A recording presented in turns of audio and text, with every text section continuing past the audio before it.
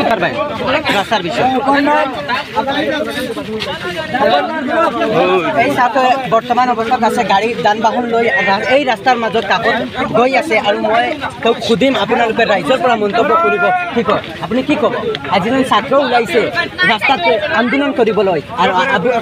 ছাত্ৰৰ কাৰণে আমালোকৰ সমাজ ওলাইছে আপুনি কি ক'ব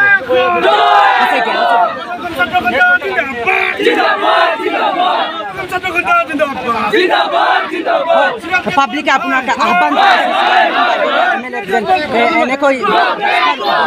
কাৰণে আৰু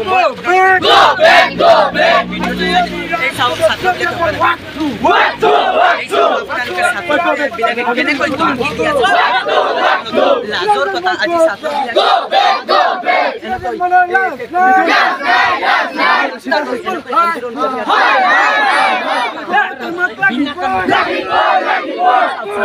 কেনেকৈ